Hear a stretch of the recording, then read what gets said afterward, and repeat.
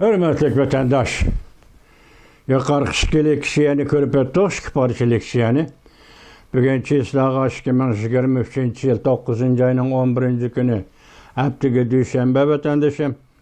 Körüp ettik, hazır qaraysız ki, siz oylaysız ki belki, men oylayman hem şundaq uçuq eysam, muşu iki parça leksiyada aks etken mezmun ve sizlerge tapşırgan mezmun. Birinci, Amerika, Arabistan, Hindistan, Avrupa İttifakı imzalagan temir yol, deniz portları kelişimi. Bunu koyup duraylı. İkincisi, Hindistan 20 devlet güruhu yığını ve muşu mezgilde dahil ayak devlet başlıkları birleşip ilan kılgan kitapname. Kitapnamada Rusya'nı tecavüzçi dep ayıplemeslik. Ayıplemegenden sırtıda yana hazır Ukrayna'da 101 vatkan elip berilip vatkan uruş. Meyli Ukrayna taraftan, meyli Rusya taraftan bu ceryan doğrusudur mu? Ayıplaş karakterdi ya ki meydan farkıda bir işki cümle söz kitapnamıga kirmeslik meselesi vatandaş. Hazır biz kaysını oqtudun turup bunu tahlil qilishni tushunmadim. Men tushunmadim vatandaşım. Bundaqda Avrupadagi Rossiya va Ukraina o'tirish urush meselesida dunyoning boshqacha fikri va yoki oxirlashtirish, bu urushni oxirlashtirishning yo'llari to'g'risida konkret bir gap bo'lmasimi? Sadi buningda xalqaro jamiyat nima o'yladi? Hozir siz bilan bizga qarang. Endi kelayli, hozir Amerika Qo'shma Shtatlari, Saudiya Arabiston, Yevropa İttifaqı, Hindistan qatarlıq muşu devletlerinin hazır kelişen, yani deniz qatnaş kelişimi, temir yol kelişimi imzalaganlığı doğrusunda. Bunun burun yak 2 yıl, yak 4-5 yıl mabeyinde vatandaş bu rayında mesela Avrupa, Orta Şark, Cenubi Asya rayında iktisadi kuruluş, asası kuruluş, temir yol kuruluşu, portla kuruluşu elip barıladı degen bir haber oturğa çıkan emas. Ya siz başka yerde köydüğünde ben bilmedim, ben fakat uçratmadım bunda bir haberini hazır uçratmay, tuyuksuz da hazır bu kelişim oturğa çıktı. Bundan burun biz bu aralıkta Cumhuriyet Partiyasının Qashqar imaratlarını çıkıp, bu yerda çoğun kuruluşga tayyorlik qilib, yani Qashqar bilan Gwadar portini temir yol orqali tutashtiradigan, bo'laqa Batı dedik o'tganda Pokiston temir yo'li degan temir yo'l shu te vatandaş bir kuni tashviqotda bu, ikkinchi kuni tashviqotdan tushib qoladi. Bir kuni maqsadda bu, ikkinchi kuni maqsaddan yiroqlashadi. Hozirgacha endi bugungi kun kelganda aytamiz ki bugün 20 devlet guruhu Hindistan Yeni Delhi'de ilan nima yig'in mezgilida devlet başlıklarının anda o'ttirg'i chiqib, mesela Amerika, Arabiston, Avrupa İttifaqı, Hindistan bularning birleşip yuqorqida kelişi, yani temir yol, deniz portları kelişimi ilan qilinishi birincisi tesadüflüktek, hele haberler verilmegen dedik o. İkincisi şiddetlik yetip geldi vatandaş. Demek muşu ülke, muşu rayın, muşu devletler dairesi de Xitay Kompartiyası bir yol, bir belbal siyasetini yolga koyup, bu devletlerin hemmisini kolga keltirip, bularni qarz to'zig'i yoki qarzga bo'g'ib qo'yib, iqtisodiy zo'ravonlik işletadigan ve işletmekçi bulgar rayonları vatandaş. Hazır bir cümle onun içinden çıktı Amerika Qo'shma Shtatlari Cumhuriyet'nin bir yol bir belbağ siyasetiga qarıştırdıgan muşundaq bir paytga to'g'ri keldi deydi. Demek bugün onun joyida echiladigan Cumhuriyet'nin bir yol bir belbağ yig'ini atalmış 90 devlet qatnashadigan bir yol bir belbağ yig'ini şu daqiqa, şu vakit, şu gün içinde mesela Hindistan Yeni Delhi 20 devlet güruhu yig'ini 9. ayının 8. günü 9. günü ilan kılgan kitapname ve bunun arlıqıdaki ilan kılıngan kelişim Amerika, Saudiya Arabiya, Avrupa İttifakı, Hindistan kelişimi Bu acayip bir vaka vatandaş. Bir yerde Cungo'nun bir yol, bir belbağ siyasini ve teşebbüsünü onun barlıq tereddütünün hemmisi çekti, üzüp taştı diyen gep hazır. Bu kilişim ilan kılındı demek Cungo'nun bu taraftaki iktisadi zoravallığı, iktisadi kengaymiçiliği hemmisi öz orunda toktap kaldı diyen gep vatandaş.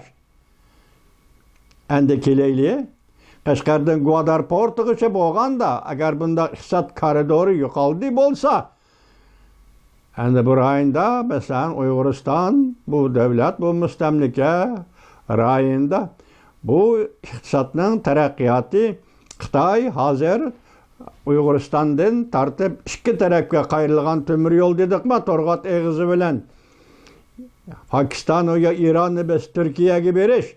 Şimalda Almata devlet çigrası. Yani Uyg'uriston devlet çigrası bilen ötkende bu temir yol London'a, Avrupa'ya yetip beriş.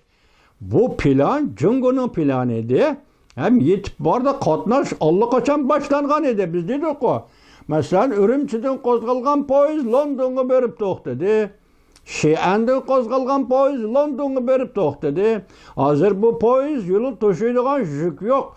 To'shiydigan savdo maddi mülk bisatlar yok. Mesela Cungo'dan elip çıkkandımı Avrupa'dan Cungo'ya kırdıgan mal bisat yok. Savdo buyumları yok. Bu şundak ziyan tartıvatı diyen geplerini sizlerle liksiyede sözlep bulduk. Hesapta hazır Cungo'nun bu planı, iktisadi kengaymiçilik planı, kengaymiçilik qo'shimcha iqtisodiy zo'ravonlik planı, men o'ylayman mushu kundan, yani bugün dushanba kundan boshlab bekit bo'ldi vatandaş. Tarmar bo'ldi vatandaş. Endi qanday qarab baqali siyosatdagi keyingi taraqqiyotlar dal mushu iqtisodiy manfaat uchun Uyg'uristonda jazo lageri qurib, Uyg'urlarni majburiy emgakning qullariga aylantirib, qulga aylanmaganlarni jazo lageriga solib, Uyg'ur qirg'inchiligi bilan shug'ullanib, mushu tayyorlikni qilgan edi. Bugun bu iqtisod zo'ravonligi, bu iqtisod kengaymichilik siyosati Jungo Kompartiyasidan bitchit bo'ldi. To'xtab qoldi, taqaldi. Endi Uyg'urga qanday muomala qilishi mumkin Jungo Kompartiyasi? Biz shunday tahlil qilamizda vatandosh. Mana tahlil qilamizda. Bu ishki vaqa favqulodda vaqa. Masalan, Hindiston 24 guruhi mezgilda e'lon qilingan davlat boshliqlari xitobnomasi Rossiyani tajovuzchi deb ayblamaslik. Belki şunun için Amerika Qo'shma Shtatlari bilan Rossiya buningdan qanoat topdi degan jumlalar. Masalan, bu to'g'rida Ukrainaning ifoda bildirishi. Buningda faxrlanishga, bu xitobnomadan g'ururlanishga bo'lmaydi deganlari. Bularni qo'yib tursiz, vatandosh endi ish hozir iqtisodga bog'liq yuqori taraqqiy qildi. Janubiy Osiyo, O'rta Sharq, Yevropa. Iqtisod taraqqiyoti. Endi uningga ergashib siyosat qaysi tariqada taraqqiy qiladi. Bu sizning bizning ko'z oldimizdagi ish. Axir yana bir nozik taraf shu ekanki, agar bu iqtisod ramkasi yuqorida shimoliy koridor va sharqiy koridor dedik-ku. Mush yo'l liniyalarida O'rta Osiyoning tutgan o'rni nima? Biz buning sizga diqqatga va o'zimizga diqqatga qoldiradigan masala, O'rta Osiyoning bu iqtisod ramkasi ichida tutgan o'rni nima? Mesela Uyg'uristonning bu iqtisod ramkasi ichida tutgan o'rni nima? Shuni bilamizki, vatandosh, shuni tushunasizki, hozir Jungo bilan bo'layotgan ishlar qandaqdir birli Jungo bilan bo'layotgan ish emas, balki Jungo Kompartiyasi bilan bo'layotgan ish. Hazır dünya ümitsiz emas. Bugün Jungo Kompartiyasi bozorni tizginlab olib, Apple'ning taraqqiyotiga va uning bozoriga hujum qilib, hozir fan texnika sohasida Amerika bilan elishib, yetmoqchi bo'lgan maqsadlarning hammasi birli jumla Amerika men sening o'rningga o'taman, dunyoga zo'ravonlik qilaman degan Kompartiyaning shiori. Agar Kompartiya gumron bo'ladigan bo'lsa, bu tugadi degan gap. Ikkinchi qatam Jungoda o'tirib chiqadigan hukumatning yana Kompartiya bo'lishini atayin. Endi bu qurildigan hukumatni endi Xitoy demokratlar deymiz, yo'q nimaga yo'q gap, o Xitoy demokratlar degan. Xitoyda bir an'ana shukanki vatandosh Xitoy yani nima desiniz bakın nopuzga tayinadi, o nopuz qaraqchining nopuzimi, o'g'rining nopuzimi, yannimining nopuzi, amaliyotda kuch. Nopuz degan bir kuch. Jungoda adolat izlaydigan, haqiqat izlaydigan bundaq ruh yo'q Jungoda vatandosh. Lekin buni keyin qo'yib turaylik. Mushundaq bo'lganda gapimiz qaytib kelaylik. Hozir bu iqtisod ramkasi yak bu qurilish O'rta Osiyo qanday ta'sir ko'rsatdi? Men demoqchi bo'lganim, G'unchandan ketgandan keyin Jungo yana 15-chi qoladi vatandosh.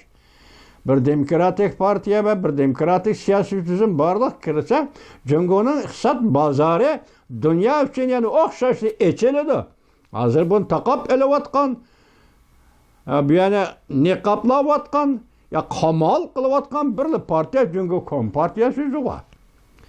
Ama bu o'zgarish bundan keyingi dunyoga elib keladigan ta'siri intayin zo'r. Qaysi taraflardan elib keladi?